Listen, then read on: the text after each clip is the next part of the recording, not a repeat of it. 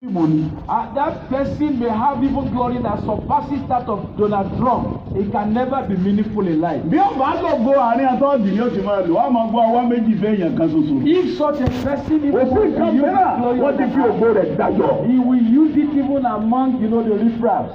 Bọ́ọ̀lì kan máa ń kọjá ní abàlàmú nígbà kan láì mọ̀ ń gbé lábàlàmú wọ́n máa ń gbé bọ́ọ̀ yẹn ní old school alárùn ọpọlọ ní tó bá dá àárín jà gbogbo àwọn ìyá ọjà ló máa pariwo old school old school old school old school old school. Ìgbà tá a wá wádìí wọ́n lórogún ìyá ẹ̀ lówó kan lé kéjì pé mi orogún ìyá ẹ̀ lọ ni wọ́n sọ pé ọmọ kan wà lẹ́yìn tí ń jẹ́ lágbájá báyìí báyìí báyìí pé bẹ́ẹ̀ ni ọmọ orogún òun ni pé ó ní ọ̀ràn gbogbo ọmọ ilé lọ́wọ́. Lórogún mi wá sọ pé kàkàkéku má jẹ tètè. There was a popular man. Fọ́ọ̀mù Ìbàdàn bí ni alámọkùnrin yẹn wà torí ẹ̀ fi yí láì mú gbó. Orí ẹ̀ ẹ gẹ́gẹ́ nìkan pariwo orúkọ Jésù. Níbo náà fògbó mi dájọ́ sí? Where exactly was my glory? Agbára Olúwa kọjá lọ.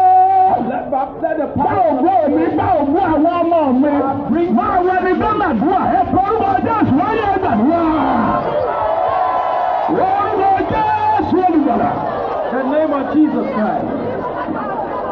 Kọjá lọ. Bá ògbó mi.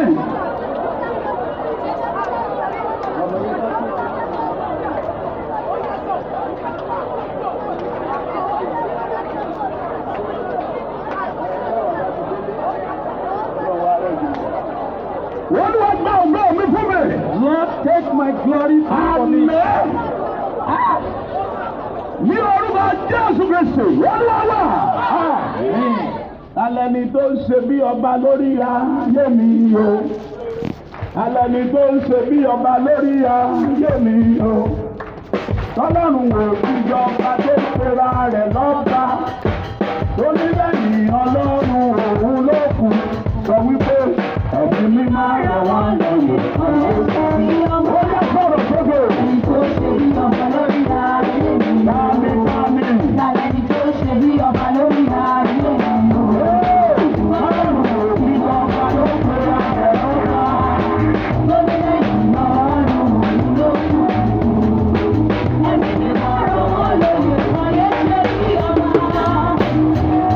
Ọwọ́ kàkà. Bàbá Olódùmarè làwọn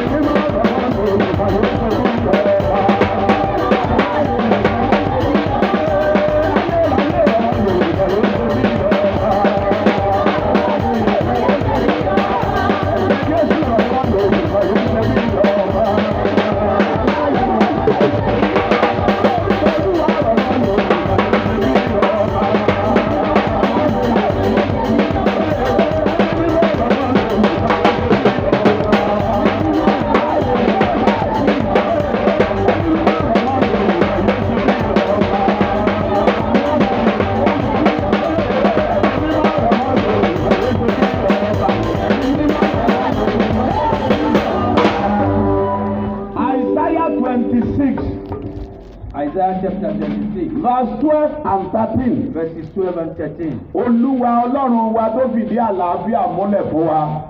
The Lord our God has established peace for us. Nítorí ìwọ ti ṣe gbogbo iṣẹ́ ayé wa tán. Because you have actually Ẹsẹ̀ completed the work ìkẹtàlá of wa our sọ life. wípé And verse 13 says, Olúwa Ọlọ́run wa. the Lord, O Lord our God. Àwọn ọlọ́run mìíràn lẹ́yìn rẹ ti jọba lé wa lórí wa. Other gods are actually reigning over us. Ó túmọ̀ sí wípé ọlọ́run tí kò dá ọ̀run ayé ó lè jọba lórí èèyàn. That means that Tó bá the ti ti Lord, jọba lórí èèyàn wàhálà ti jọba lórí the èèyàn. Lord that doesn't create Tó bá ti jọba ní ìdílé wàhálà ti jọba ní ìdílé rule yẹn. and reign over one's life and even Olúwa family. ọlọ́run wa àdúrà làwọn ọmọ Júdà ń gbà ń bẹ̀ yẹn. Our Lord, Ọlọ́run mìíràn lẹ́yìn our rẹ praying that there. wọ́n ti And they jọba said lé wa lórí. that all the gods aside you are ruling over us. Orúkọ rẹ nìkan ṣoṣo ni àwa ó dá sọ. And it is in your Mo name fẹ́ kí wọn náà that pe we are. orúkọ Olúwa lálẹ́ yìí. I want you to call on the name of the Kí ló Lord jọba tonight. lórí mi? What is Kí ló it that jọba is lórí ruling ìdílé over mi? me? What is ready Kí ló over my jọba lórí family? ayé ọmọ mi? What is Kí ló ready jọba over lórí my ìgbéyàwó mi? What is ready Olúwa over rọ̀ my lóyè. family? Lord, I want you to actually depose them. Àìsàn lè jọba lẹ́yìn lórí láìsí ẹsẹ̀ èyí ó sì jẹ́ kò ní púpọ̀ láti. Sickness can Ó actually sì ní reign gbádùn àgọ́ over ara one. ẹ̀. Without one Orí being lónìí. assessed, Ọrùn that lọ́la. person will be sick Àyà lọ́la. continually. Ẹ̀yìn ńjọ́ mẹ́rin. Ẹsẹ̀ ńjọ́ márùn-ún. Bóò ní jẹ́ à ń ṣe ọmọ gbọ́ mọ́. Such a Tí person, dókítà bá ti wá rí tí bọ̀ lọ́ọ̀kan mọ̀ pé kọ́sọ́mà mi ní bọ̀ nǹkan such a lọ́dún. person will never have peace. Kò sí nǹkan mìíràn. Agbára kan jọba lórí ẹ̀ ni. It's because a strange power is actually ruling over Ẹ jẹ́ us. kẹ́nìkan ó pe orúkọ Jésù. Ìwé mọ́ ìfẹ́ bá pe orúkọ Olúwa là ó gbàlà. The Bible says, whosoever call on the name of Kí the ló Lord shall jọba be saved. lẹ́mi lórí? What is it that is ruling? Olúwa rọ̀ ọ́ lóyè. Ẹ pe orúkọ Jésù ẹ gbàdúrà. Kí ló jọba lẹ́mi lórí? What is it that is ruling over my life? Rọ̀ ọ́ lóyè. Lord, be so such. Agbára wo ẹ̀mí wo? What huge power, Ìtawọ̀ àṣẹ wo? which authority Ló jọba lórí ayé mi? is ruling over my Èkú life? ìdílé ìfẹ́ ìdílé. All Èkú ìran ìfẹ́ ìran. causes Àṣẹ tí a rí agbára tí a kò rí. all powers. Olúwa rọ̀ ọ́ lóyè. Lord, be Àìríṣẹ́ jọba lórí ayé mi. lack is Gbèsè ruling over jọba my lórí life. ayé mi. Death is ruling over Àìní my life. jọba lórí ayé mi. Àìsàn jọba lórí ayé mi. Rọ̀ ọ́ lóyè. Father, the Olúwa rọ̀ ọ́ lóyè. dethrone it. Olúwa rọ̀ ọ́ lóyè. Dethrone them. Olúwa rọ̀ ọ́ lóyè. Dethrone them. Àmín. Ní orúkọ Jésù Kristi. Olúwa wà. Àmín. Àwa náà gbójú sókè sí ọ bí ọmọ rẹ lálẹ́ Olúwa. We look up to you, God, as your children. Ohun tó jọba lórí ẹnì kọ̀ọ̀kan. Whatever is ruling over Àwọn ọlọ́run míì tó jọba lé wa lórí agbára tó jọba all lé wa the lórí. gods and powers are ruling over Orúkọ us. rẹ nìkan ṣoṣo ni àwa ò dá sọ. Lord, we are going to call on Ìkókó tó your jọba lé name. ọkùnrin lórí lé obìnrin lórí lé ọmọdé tàbí àgbà lórí. Reigning or ruling Àmì over kan men tó and sán bí àrá Olúwa rọ̀ lóyè. Amen. Ohun tó jọba lórí ìdílé kọ̀ọ̀kan àmì Olúwa fàjọba ẹ̀yà. Fàjọba ẹ̀yà. Fàjọba ẹ̀yà. Fàjọba ẹ̀yà. Ẹni tí ń sọ fún àwọn ènìyàn pé ẹ fi lágbájá lẹ̀ ń gbà náà tàbí owó. Whoever Wà á ní àmín lónìí Olúwa fàjọba ẹ̀yà. Olúwa fún àdúrà. Jésù Kristi Olúwa wa. Ẹ yá jókòó. please sit. Ìjọba Sómẹ́kànjọ́ wọ́n pè ní tẹ́rìmù ìtumọ̀ ẹ̀ ló fi di ẹ àbí. The government of Shoneko then was called interim, and that is to say it's temporal. Ẹ ká ní òjòkó ká fi di ẹ ká tó bọ́ọ̀nù àtọ́. Ẹ tá àgbàlẹ̀ láìpẹ́ yà fi panu ni. The point I'm making in essence is that our sitting down is temporal because we are going to sit after a while. Àkórí revival wa ti ọdún yìí. Bẹ́ẹ̀ni kára mi létí. The theme of our revival, I want somebody to remind me of the time. Àwa ju aṣẹ́gun lọ. We are more than conquerors. Tá a la ṣẹ́gun àkọ́kọ́. Who is the first conqueror? Èṣù la ṣẹ́gun àkọ́kọ́. Satan is the first conqueror. Olóṣẹ́gun bàbá wa nínú ọgbà Édẹ́nì. Is the first person that conquered, our fathers in the Garden Ó of tún Eden. ṣẹ́gun ọmọ tí wọ́n bí Kéènì tó lu Ébẹ́lì pa. And conquered Cain that eventually killed Abel. Ìjẹ́ jẹ́ mọ̀ pé ó tún ṣẹ́gun Ábúráhámù náà tó jẹ́ ọ̀rẹ́ Ọlọ́run. Do you know that he even conquered Abraham, the friend of God? Abrahamu sọ fún Sarah pé ibi tá a lọ yìí sọ fún wọn bẹ̀ pé ẹ̀gbọ́n rẹ ni mí o fún ìsọkọ rẹ.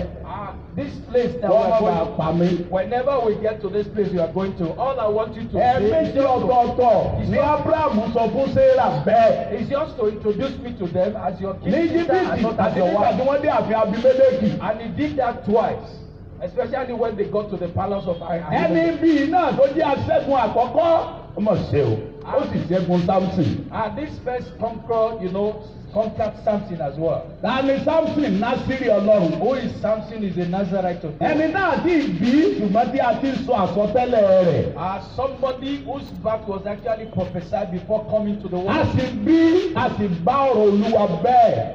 Àti gbogbo nǹkan ló lè yí padà.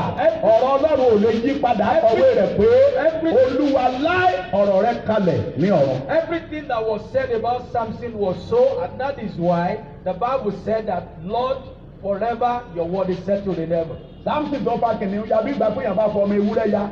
Pẹ̀lú ọwọ́ lásán. Samson turned lion, he turned lion like a kid, just with bare hands. Násírì Ọlọ́run. He's a God's Nazareth. Gbàdọ́dé Fílísítìnì lóru mọ́jú gbàdílẹ̀ mọ́ wọ́n mọ̀ pé Samson ti dé sílùú. When it got to Philistines, they knew quite well that somebody had been there. Ṣùgbọ́n aṣẹ́gun àkọ́kọ́ ní ṣẹ́gun ẹ̀. But the first conqueror eventually conquered it. Láti pàṣẹ Dẹ̀lílà. Through Delilah is Níbo what? ni agbára rẹ̀ wà ká lè mú ọ? Where does your power lie? Èmi ọ̀làgbára ẹ bá ti fokùn tútù méje tí a kò ságbẹ́dá bá ti fi dèbè wọ́n dàbí aláìlera ọkùnrin And ló he dàbí told, ọkùnrin. he told Delilah that Wọ́n bá mú òkun wọn fi dè Dẹ̀lílà ní Sámúsìn àwọn ọ̀tá dé gbára rẹ̀ ó sì dá òkun náà nígbà tí òwò kan the mú. Bible said that he told Delilah that if they can get 7 ropes. Iye sáfì òsìsì fún ọ̀tá ní Dẹ̀lílà lẹ́ẹ̀kejì lẹ́ẹ̀kẹta. They did it the second and even the third time. Nígbà tí Dẹ̀lílà rọ̀ títí tí. After Delilah had really persuaded him, Ní Sámsìn wá sọ gbogbo ìtọ́wà lọ́kàn rẹ̀ fún. and Samson opened up unto Delilah. Ẹ wo bí èṣù ti ṣẹ́gun rẹ̀. Look at the way the devil conquered him. Abẹ́ ọ̀kan orí mi rí. He said that a blade has Nítorí Násírì Ọlọ́run ni èmi ṣe láti mú ìyá mi wá. I've never come upon my head because I've Bá ti fá ìdí irun méje tí ń bẹ lórí mi. The moment my head Nígbà náà ni agbára mi yóò lọ kúrò lọ́dọ̀ mi. all my power Èmi ò sì dà bí ọkùnrin mìíràn. Lọ́wọ́ méjèèjì síwájú. Ẹni ló lè mú ọ lórúkọ Jésù nílẹ̀ gbé wọn mẹ́. Whoever wants to overpower you will be. A nílò láti kíyèsára àwọn kan dọ̀bẹ̀ rẹ o. You really have to be very careful. A nílò láti kíyèsára àwọn kan fẹ́ rí ọlọ́pàá o. You really have to be extra. Ibi tó jókòó sí àwọn kan fẹ́ tí òkú ń bẹ̀ kán sì gbàgbọ́. Sitting, some people wants to actually push you away. Ẹni náà wọ́n gba àyè rẹ wọ́n lé ọkú òláyé ìwọ rẹ̀ dòfo. Whoever wants to take your place will be shaped by the Lord.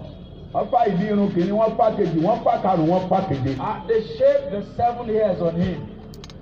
Náà lọ́kọ́ lù pẹ́pẹ́ báyìí. And when he Samson! said Samson, Àwọn ọ̀tá rẹ̀ ti dé gbára rẹ̀. your enemies are around. I want you to say Ó ní ìjẹ́bi ó jáde lọ bí ìgbà ìṣáájú bí ìsìn dára mi. Ó náà kò sì mọ̀ pé Ọlọ́run ti lọ. He said, I will go as Kúrò lọ́dọ̀ òun. to face the Philistines. But the Wọ́n Bible kó said that he Samson did báyìí. not know that God has actually left him. Ẹni tó fi ìparí ẹ̀rẹ̀kẹ́ kẹ́tẹ́kẹ́tẹ́ tó fi pa 1,000 ọkùnrin. Somebody that killed 100 people with a mere Èèyàn jawbone. bíi mélòó kan sì mú. And few people just arrested Kò sí him. lè ṣe kankan. And he couldn't do anything. Wọ́n yọ ojú ẹ̀kìnní, wọ́n yọ ojú ẹ̀kejì. They removed the 2 eyes. Wọ́n fìdí rẹ̀ kalẹ̀ ní ọ̀sà. And they made him to sit. Wọ́n wá bẹ̀rẹ̀ sí ní with the pàtẹ́wọ́ lé hands lórí. down. And they started clapping on him. Èṣù ṣẹ́gun rẹ̀ àbí òṣẹ́gun rẹ̀? Oshegun. The devil conquered him. Àwa ju aṣẹ́gun lọ. We are more than conquerors. Ẹ jẹ́ á bẹ̀rẹ̀ lónìí. Ṣùgbọ́n a dúpẹ́ lọ́wọ́ Ọlọ́run wa Jésù Kristì. I will thank our Lord Jesus Christ. Ẹlẹ́dàá wa, Ọlọ́run wa, olùgbàlà wa, Our God and our Savior, our ẹni Creator. tó fara da ìyà, tó fara da ìṣòro, Who suffered greatly tó fara because of da us. ìdààmú, He suffered troubles, he suffered problems. tó fara da inú mi bí mi. He suffered, many things. Ẹni tí a kàn máa gbélé bú. Somebody that was crucified. Ẹni tí a dé ní adé ẹ̀gbọ́n. Somebody that was crowned with a Adé yẹn ò wọ orí ẹ̀wọ̀n tó gbà máa. The crown, did not rightly fit into his Ẹgbẹ́ bí ó fi ní àwọn ọ̀daràn nílẹ̀ Palestine wọ́n ti tó bíléèdì mọ́. bàbá ti nà báyìí gbà ẹgbà yóò wé mọ́ lára wọn wọ́n fà á. And during that time, whenever they want to beat somebody in Palestine, they must have actually put razor blades, right on those things they want to use. Ó sì gba ẹgbà méjìdínlógójì nítorí rẹ nítorí. And he received, Kí o bá lè ṣẹ́gun, kí èmi náà bá lè ṣẹ́gun. Alábàjọ ọ̀rọ̀ Olúwa wípé ìnà àlàáfíà wa ń bẹ ní ara rẹ̀. Oh, what that the Bible Nípa says. iná rẹ̀. The Bible says that A by sì mọ́ wa lára stripes you dá. are healed. Hallelujah. Hallelujah. Amen. Amen. A gbé sí ibojì. I was put in the grave, Nígbà náà ni Psalm 24 ṣẹ wípé and that was the time that Ẹgbẹ́ orí was yín fulfilled. sókè. That says, lift up your head, ẹ̀yin ẹnu ọ̀nà. O ye gates, Yájú mọ̀ gbé yín sókè. and be ye lifted up. Ẹ̀yin ilẹ̀kùn ayérayé. Ye doors, ye Kí everlasting ọba doors, ògo kó wọlé. that the King of glory Ta may ni come ọba in. ògo yìí? Who is this King of glory? Àwọn ẹ̀mí èṣù ló dá ògbé. Ta ni ọba ògo yìí? It was the evil spirits that asked and Àwa sọ and wípé that who is the King of Olúwa glory. Ọlọ́run àwọn ọmọ ogun. And the answer came that Òun náà ni ọba ògo. the Lord that is mighty Ọ̀kẹ́ is ẹ̀mí the yóò King mú ọ̀run of tó glory. pariwo pé ẹ gbé orí yín sókè. And Ẹ̀yin ẹnu ọ̀nà kájú mọ̀ gbé yín sókè. later the voice Ẹ̀yin came ilẹ̀kùn again, ayérayé and kí ọba ògo tó wọlé. be lifted up everlasting doors that the King of Agbára glory ọ̀run may come in. àbáàdì tó dáhùn pé ta ni ọba ògo yìí? And the power Nígbà of the náà head làwa sọ pé Olúwa tí ó again. lé. And that was the time that they were Tí ó sì trying ní to agbára ní ogun. strong and mighty in battle. Òun ló gba ìjọba, ló gba agbára lọ́wọ́ alágbára, ló sì ṣẹ́gun àwọn tí ń ṣẹ́gun àwọn àyànfẹ́. Ìdí nìyẹn gbogbo ẹ bá ní Jésù nìkan, òun ló lè ṣẹ́gun. He's the one that actually defeated even the enemies, and that is why that it is only the people that have accepted Jesus nearly as their Lord and Savior that can conquer. Wà àwọn tó gbẹ́kẹ̀lé agbára míì, kí ló gbẹ̀yìn wọn tí wọn náà mọ̀? All the people that rely on other powers, what do you think Ìbínú is jẹ́ the wàhálà àti ìṣubú tí wọn ò sì lè dìde mọ́. sorrows and troubles and calamities, and they couldn't rise again. Àwọn tó bá dìrọ̀ mọ́ Olúwa nìkan ló fi yẹ ká máa dúpẹ́ ní ìgbà gbogbo lọ́wọ́ ẹni tó gbà wá là. Ìwé Kọ́ríńtì wípé wéèrè lọ́rọ̀ àgbélébú lójú àwọn tí ń ṣègbè, ṣùgbọ́n àwa tí a gbàlà agbára Ọlọ́run. Ẹni tí ó bá di ní Jésù ní Olúwa àti Olùgbàlà ẹni ègbé ni. And that is why we must embrace the Lord at all times. That's why the Bible says that the preaching of the cross even is unto them, unto the people that are foolishness. But unto them that are saved, it is the power of God. Ta ló parí ìjà tí ń bẹ láàrin Ọlọ́run àti ènìyàn? Who is the person Ta ló bí àlàfo tí ń bẹ láàrin Ọlọ́run who àti is the ènìyàn? person that settled with Jésù Kristi Olúwa ni. Jesus Christ is the Nínú one. gbogbo àwọn sàábé tọ́lọ́run rán wá sáyé, kò sẹ́ni tó lè bí àlàfo ni àfi Jésù nìkan. Among the prophets that God sent to the world, there's none of them that could do that except Jesus Christ. Amen. Amen. Nígbà tí Kristi Olúwa tó fẹ̀mí ẹ̀ lélẹ̀. When Christ laid Nínú down ìwé his life, Matthew 27 in Matthew chapter 27, tó ti fẹ̀mí ẹ̀ lélẹ̀. after Tí gbogbo laying, èèyàn mọ̀ pé kò sí ẹ̀mí lára rẹ̀ mọ́. after laying down his life, and everybody could see that there was no life in him again, Ó wá wọnú ìsà gbogbo lọ. and he entered into a grave. Ó lọ farahàn òkú àwọn ènìyàn mímọ́. Sọ ti kárí. Have you read it before? Hello. Ọlọ́run màmá sọ àwọn. Hello. Hello. Bẹ́ẹ̀ ti kárí. Ó lọ farahàn òkú àwọn ènìyàn mímọ́ ní Matthew 27. He went into several graves of people to actually reveal himself to them. That account is Bẹ́ẹ̀ mi in ni Matthew àjíǹde chapter àti 27, ìyè. that I am the truth and the life. Ẹnikẹ́ni tó bá gbà mí gbọ́. Whoever Bí ó bá believes in tilẹ̀ me, kú. even if Ní oúnjẹ. Yẹ yóò fún àwọn ènìyàn mímọ́ yẹn. you see the corpse of those saints. Wọ́n wá jáde láti inú ìsà wọn. Bíbélì ló sọ bẹ́ẹ̀. The Bible says that they came out in Ó ní wọ́n wá lọ sí Jerúsálẹ́mù. and they went to Wọ́n Jerusalem. bẹ̀rẹ̀ sí ní fi ara hàn àwọn ènìyàn. They were revealing themselves to Bí people. ó ti jẹ́ ènìyàn mímọ́ nígbà ayé wọn títí wọ́n fi sùn tí wọ́n sì tún jẹ́ ènìyàn mímọ́ tí wọn ò bá rí Kristi wọn ò ní wọ paradíṣe. Despite the fact that they were saints even before they gave up the ghost, if they were not saints enough, they would not have been able to enter into paradise. Ẹni bá ní ọmọ olóníyè. Whoever Ẹni has tí kò bá ní ọmọ kò ní iyè. whoever has son, has Kí ni life. Bíbélì ní bẹ lórí ẹ̀? Whosoever doesn't have life does not have son, doesn't have life. O ò ní rí ìbínú Ọlọ́run. Ẹ ṣe àmín. None of us will experience. Isaiah 35 Isaiah chapter 35. ẹ jẹ́ á ka only verse 8. Let's read just verse Mo 8. fẹ́ ká kíyèsí gbólóhùn kan bẹ̀ Isaiah 35. I want us to examine a verse there. Àwa ju aṣẹ́gun lọ We are more than conquerors nípa ẹni tó fẹ́ wa. through him that loves us. Isaiah 35 verse 8. Isaiah chapter 35. Òpópó kan yóò sì wà níbẹ̀ àti ọ̀nà ẹyọ kan. Ọ̀nà ìwà mímọ́. Aláìmọ́kan ò ní kọjá níbẹ̀ nítorí òun ó wà pẹ̀lú wọn. Àwọn èrò tó wà lọ́nà náà bí wọ́n tilẹ̀ jẹ́ òpè wọn kì yóò sí. Àwọn èrò ọ̀nà náà. The people that on the road. Àwọn wo ni àwọn èrò ọ̀nà náà? Who are the ones that we're talking about? Àwọn tó ti jẹ́wọ́ Kristi ní Olúwa àti Olùgbàlà. The ones that have confessed Jesus as their Lord and Savior. Àwọn èrò ọ̀nà náà. The people on the way. Bí wọ́n tilẹ̀ jẹ́ òpè. Though they are ignorant. Ọlọ́run yóò wà pẹ̀lú wọn. God will be with them.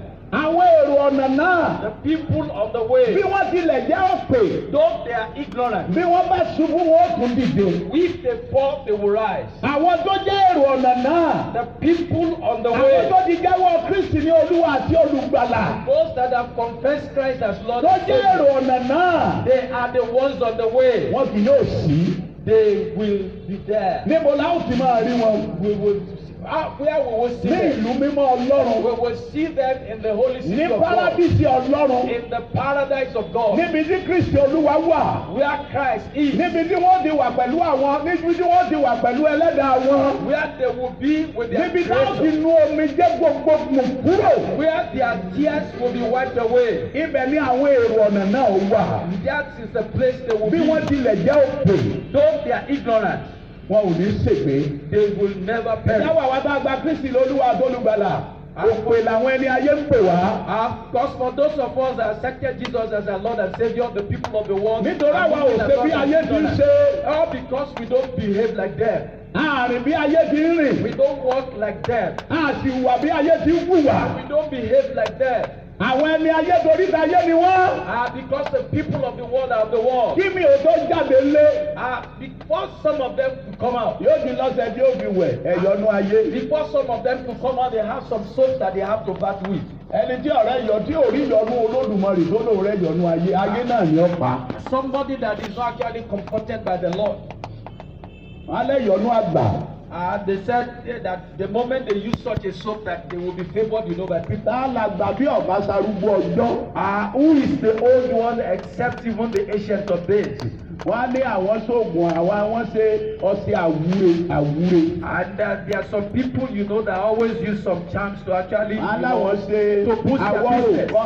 káwọn lè mọ tajà ọmọ ṣe o. There are some people that make Oh, charms, must do. to bring in more customers. Bẹ́sù bá fún yàn fìlà ráì yóò padà gorí. If the devil should Orí ni ó padà gbà. Fìlà yẹn mo láwàá gbèsè. later the devil will demand for such person's head. Bẹ́sù bá fún ọ ní 1,000 yóò gba 1 million plus lọ ẹ̀. If the devil should give you 1,000, he will Tó jèrè ní àbọ̀ sọ́ọ̀tì. 1 million naira from you. Ọmọ yẹn kéèyàn dá It is Ọlọ́run the lóhùn. profit of Àwọn God. èrò ọ̀nà náà The people on the way, bí wọ́n tilẹ̀ jẹ́ òpè. though they are ignorant, Wọn ò ní ṣìnà. they will never miss the road. Olúwa ló ń gbú bẹ́ẹ̀. So says the Lord. Àwọn èrò ọ̀nà náà The people on the way, bí wọ́n tilẹ̀ jẹ́ òpè. Tó sí bẹ́ẹ̀. ignorant, yet Ọlọ́run ń bẹ pẹ̀lú wọn. God is with them.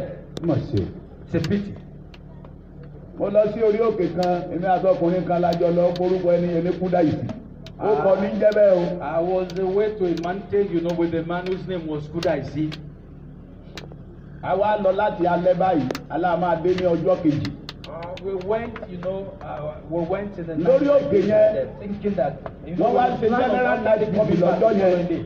So they were having a general vigil that day. Wọ́n wá sọ pé ẹnikẹ́ni gbọ́dọ̀ pa òfin orí òkè yìí mọ́, everybody kọ́ máa bọ̀. And so they told everybody on the mountain to actually join, the congregation. Èmi náà abájọ ìwọ̀n aṣáǹgbàdúrà. So we don't have an option than just to join Ẹni them. tó wá líìdì wọn, The person that led the prayer session, aṣọ funfun lọ́wọ́ ṣùgbọ́n inú rẹ̀ dọ̀tí. Though ìwọ náà mọ̀ pé inú rẹ̀ dọ̀tí ní ìsìn. though he aṣọ wore funfun ọ̀sọ̀ ọ̀yàn dín funfun. a white, apparel. ohun tó sọ ọ́ di mímọ́ láyé nìkan lè jẹ Jésù. But inwardly, tí a dálẹ̀ ní Calvary. he's a bad man. The only thing that can actually make you clean or holy. wọ́n bẹ̀rẹ̀ sóòrù ní 12 wọ́n ti parí ẹ̀ ní 6:30. The vigil was started, by 12 midnight and they ended by 6:30 a.m. in the morning. ẹ̀mí gbé wọn títí tí jẹjẹ mọ̀ pé mo sùn mo tún jí mo tún bá wọn lórí ẹ̀mí. That day, ọlọ́mọ tó bí o. I slept Sunday and I still made them, doing all those things. ẹ̀dá mi sì ń sọ fẹ́ lómi ìpè ọmọ mi ó ṣe dáadáa ìwọ náà sì mọ̀ nú ara rẹ kó o ṣe eré. ẹ̀dá mi sì ń sọ fún ọ pé o ṣe dáadáa ìwọ náà sì mọ̀ pé o ṣe dáadáa. And the person that actually went into trance that day was telling some people that they had done very well, and inwardly they knew that they didn't do anything. ẹ̀gbá wọn parí. After the whole thing, abátún lọ fẹ̀gbẹ́ lélẹ̀ lásùn ẹ̀mí àdínkúdà yìí. so we went to sleep. nígbà wo ni 12 lọ́sàn-án. And when it was àwa ní ká gbàdúrà pé ká bá gbàdúrà wọ bíi 4-5 ká máa lọlé. And when it was 12 noon, we decided to pray, till around 4-5 p.m. so that we might be able to leave for home. mo ti di after 12 la ní pẹ̀lú ẹ̀ sáà ń gbàdúrà ní àdínkúdà yìí. So after 12 p.m. we were praying. After 12 noon. ẹni tí ń lídì ní sóhun ojú tí mo là báyìí mọ́kànlélá láàrin mi pẹ̀lú kúdà yìí. The person that led us, at the vigil, we closed our eyes while we were praying. So when I opened my eyes, I saw him, with us. àwọn èrò ọ̀nà náà. The people on the way. bàbá àpòsù ẹ̀lẹ́ o ó ní kó prayer point yíyan ó lọ́wọ́ mi láti mo ti ń kọjá ìbò ní ìjọ ìlú. So I greeted him and said, Baba Apostle, God bless you, sir. He said, well, I was attracted even to you by the prayer point you dictated. lọ́ba join wa. So he joined us. òjò ń fún àbí. ẹni tí ọ̀dà aláyé rẹ láyé mi ló mú kú o. Amen. Amen. Amen. ibi tá a ti jọ wá ń gbàdúrà ọwọ́ rẹ̀ tó ká òkè báyìí fọ wá rí gbẹ́rẹ́ tuntun lọ́wọ́. The moment ẹ̀jẹ̀ Jésù. he lifted up ẹ̀jẹ̀ his hands, Jésù. I saw ẹ̀jẹ̀ Jésù. fresh incisions ó on jẹ́ his pé hand. ìsàlàájì sísá wa lára ń gbàdá wa gẹ́gẹ́ ẹ̀jẹ̀ Jésù là ń pè sí bíbímọ burúkú kúrò lára wa torí gbẹ́rẹ́ kan bí fáìní ní bá a ṣiṣẹ́ bẹ́ẹ̀ kọ́. Bẹ́ẹ̀ni. ó burúkú ni tí gbẹ́rẹ́ bá bẹ lára rẹ o. The understanding I have about it. bí n bá bẹ́rù lẹ́ni ìsìn ó rò pé mo ṣe tọ́jú ojú ẹlẹ́gbàá rí. Whoever has a demon. gbẹ́rẹ́ sì ni. Whoever has an bàbá mi ní máa ṣe sí wa lára ń gbà náà. àwọn gbẹ́rẹ́ yẹn ló wá sún lára mi. n bá lọ ilé oúnjẹ mi èé bẹ́rù lẹ̀. ó rò pé mo ṣe tọ́jú rí. If I should remove my clothes now, you would think that I've actually worked, in the motor park before. Amen. Amen. mo ní Jésù Olúwa wa kúdà ìdí lámì sínú àpòsù náà lámì mo ní a bàbá àpòsù gbẹ́rẹ́ mọ̀ ní lọ́wọ́ yìí.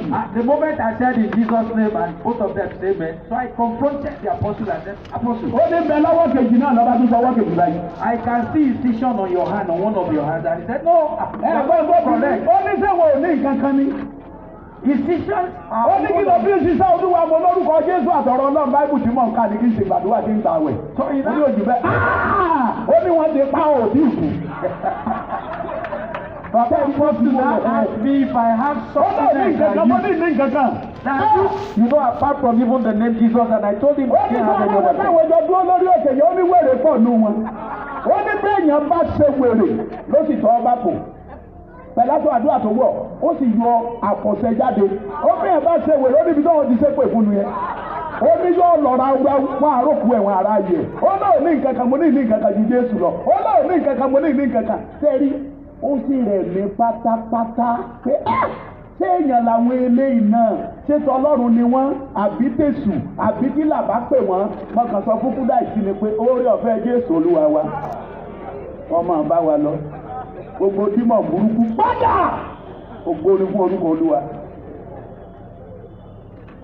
ìwọ pa ọmọ táwọn ọmọ bá fẹ́ ṣe wa fún òkúta gbogbo ẹ̀yin òkúta tẹ́ ẹ lè wà lọ́nà bá a ti ń lọ yìí Olúwa bá yín wí Jésù Olúwa wa mo sọ fún kúdà ìdí pé èmi ń lọ àwọn ilé ìwé ìṣèrò ọ̀nà náà. I told Kuda I said that it is right time for us to actually leave because ẹnikẹ́ni bá ti mú nǹkan mìíràn máa Ọlọ́run kò lè ṣẹ́gun kò sí lè ju aṣẹ́gun lọ. Whoever have actually mixed up or mingled something else, with God can never conquer. Ìgbà tí màá gbàgbé ọdún mélòó kan sí ìsìn tí wòlíì yẹn kú, wọ́n ní bó ti kú níjà lọ́gùn. I heard it, from a reliable source that the Àwọn ọ̀rẹ́ rẹ̀ náà wọ́n bohùn àbí ta ló bohùn. the day that man died, Àwọn ọ̀rẹ́ rẹ̀ ni. insects were all over him that day. Ẹ sọ fẹ́ tó jókòó yìí lẹ́gbẹ̀ẹ́ yín pé kí lẹ́gbẹ́ tẹ̀lé ìyá mi. Kí ló sinmi lé àbọ̀ ọlájẹ́? Ọmọ sọ àjẹ́ ló kò gbẹ̀yìn ni. Witches are always stoned. Hallelujah. Hallelujah. Amen. Lójú àwọn kan wá wọ̀ ọ̀pọ̀ yẹ kó o mú nǹkan fi ṣagbára. Some people will look at you. Àwọn èrò ọ̀nà náà gbọ́dọ̀ ṣe bẹ́ẹ̀. No, the people on the way don't do so. Ẹni bá wá fẹ́ ju aṣẹ́gun lọ, ohun àkọ́kọ́ tó gbọ́dọ̀ ní ni Jésù. Whoever wants to be more than Táwọn ló gbọ́dọ̀ ní. must have Jesus Ó gbọ́dọ̀ ní Jésù ní Olúwa àti Olùgbàlà. as your Lord and Savior. Ẹni bá fẹ́ ju aṣẹ́gun lọ. Whoever wants to be more than conqueror. Ohun ìkejì And the second thing tó gbọ́dọ̀ ní. that it must have, Ó ní pé kó gbọ́ràn. he must obey. Samuel sọ fún Sọ́ọ̀lù nínú ìwé 1 Samuel 15 pé ìgbọ́ràn sàn jẹ́ bọ́ lọ ìfetísílẹ̀ sì sàn ju ọ̀rá àgbò lọ nítorí pé ìwọ kọ ọ̀rọ̀ Ọlọ́run Ọlọ́run kọ̀ ọ́ ní ọba. Samuel said to Saul that to obey is better than sacrifice. Ìdàkejì ìgbọ́ràn ni And because you have rejected the àìgbọ́ Lord, you have rejected ọ̀ràn bẹ́ẹ̀ ọba ti tẹ̀lé ọ̀rọ̀ Ọlọ́run ọ̀ràn lórí. Whoever does not follow the word of God or obey the word of God is in trouble. Bó o bá fẹ́ ju aṣẹ́gun lọ ìkẹta o gbọ́dọ̀ ní ìgboyà. If you want to be more than conqueror, you must be courageous. Oní àlẹ́ ni Sàtánì. Kí ni mo pè Sàtánì? Oní àlẹ́. Oní tẹ́rí kìrìsìtẹ́nì tó bá ti fogun ayé ẹ̀ lẹ̀ láì jà ó fogun yẹn lẹ̀ dọjọ́ alẹ́ ó sì fogun lẹ̀ fún àwọn ọmọ. Whoever that does not actually tackle or face even his problem early in life is actually postponing it to the later time. Gbogbo àwa ọmọ kò sí nǹkan mìíràn tá a jogún lára òbí wa kí ni ogun. Ìlàdúrà wa fi pọ̀. The only thing for those of us Sọ́lọ́mọ́nì that the only thing òjògùn we ogun inherited lọ́wọ́ Dáfídì ti ja from gbogbo our ogun yẹn tán. parents Bẹ́ẹ̀ is kọ́ nothing but problem. Kìrìsìtẹ́nì gbọ́dọ̀ ní ìgboyà. Christian must be courageous. Ìgboyà la fi rìnrìn àjò ìgbàgbọ́. You can only be a Christian, Torí ọ̀pọ̀ nǹkan ni wàá bá pàdé ní ojú ọ̀nà náà. because you are going to Bí meet ìgbà gbogbo fojú wẹ̀yìn. and if you look as if Bí ìgbà gbogbo padà. you will feel like going back. Dá o gbọ́dọ̀ ní táǹpẹ̀ ní ìgboyà. Or you must have what is called courage. Kí ni Dáfídì tó fi lọ kojú Gòláyátì ìgboyà ni? That was what made Ó sọ David. fún Sọ́ọ̀lù pé kábíyèsí. It was courage that made David Alẹ́ ní to ìhàlẹ̀ confront kó ní Goliath. ogójì ọjọ́ yìí. He told, King Nígbà tí Saul mò ń that, sọ "Who àgbo is this?" àgùntàn bàbá mi. When I Bàbá was mi. watching over my father's flock, Kìnìún kan wọlé àti àmọ̀tẹ́kùn kan. there was this lion Wọ́n sì wọnú there, agbo àgùntàn. and they came right Mo ti into the wọ́ bẹ̀, flock of my mo father. súnmọ́. And as soon as I saw him, Mo sì I gbá àgùntàn yẹn kúrò lẹ́nu kìnìún àti àmọ̀tẹ́kùn. I took the sheep, from the Mo mouth of lù ú. the king. The lion and Nígbà even the tí bear. kìnìún dìde sí mi àti àmọ̀tẹ́kùn, mo sì lù ú pa. And when the lion fights me, Ẹ máa wo dágbẹ̀ ní ìgboyà. the lion like a bear, like a kid. Àwa mélòó tí a wà ń bí la lè fọwọ́ lu ehoro gbópa? How many of us can kill the rabbit in the bush, with bare hands? Tó o lè fọwọ́ lu gàlà pa. How many of us, can kill, Ẹnìkan sì fọwọ́ lu kìnìún pa. and somebody killed Ó a sì lu lion? àmọ̀tẹ́kùn pa. Àwọn méjèèjì lẹ́ẹ̀kan. He killed a bear with bare hands. Kábíyèsí, ọkùnrin yìí yóò dàbí ọ̀kan nínú wọn. And he assured Tí mo him lù pa.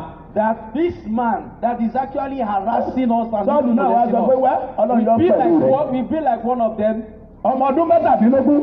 a 17-year-old boy. Kìrìsìtẹ́nì tí ò bá ti ní ìgboyà Who Christian who doesn't have a kò courage lè ju aṣẹ́gun lọ. cannot be more than. Inú ayé tí a wà yìí, inú ayé tó kún fún ogun tàbí wàhálà ni. And because this life we live in, Ó dàbí jagun ayé ní Kristi àti ìgboyà nínú Ọlọ́run. the only thing that can help us to overcome Ohun téèyàn ò lérò yóò bá pàdé.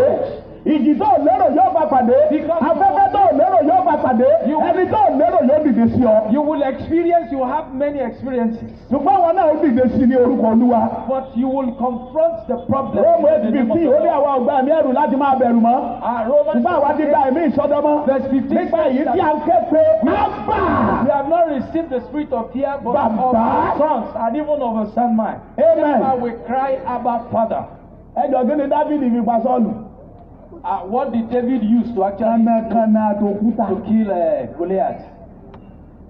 ìgbà tí Sọ́ọ̀lù tó gbé ìhámọ́ra wọ̀ ó lóun ò lè. ìgbà tí Sọ́ọ̀lù tó gbé ìhámọ́ra wọ̀ Dáfídì Sọ́ọ̀lù náà gbé ìhámọ́ra wọ̀. Yes. ó ní ká máa lọ. Ọlọ́run yìí fi oògùn jà. Ọlọ́run wa ìsókùnkùn. When tó o bá ti tọwọ́ bò òkùnkùn yẹn ní ó borí èèyàn. yes. ṣùgbọ́n tó o bá dúró nú ìmọ́lẹ̀ ìwọ ló pàpà borí òkùnkùn tó bá ti dìde sí ọ. When Saul, asked David to actually go with all the armors to the war, David rejected them, knowing fully well that they cannot really help. Hallelujah. Hallelujah. Sọ́ọ̀lù pàpà Gòláyátì ṣubú àbí òṣùbú. Oshibu. Ẹ̀rọ lọ́wọ́ wa ìgboyà ló ní ibi tó o bá fẹ́ jà ṣẹ́gun lọ.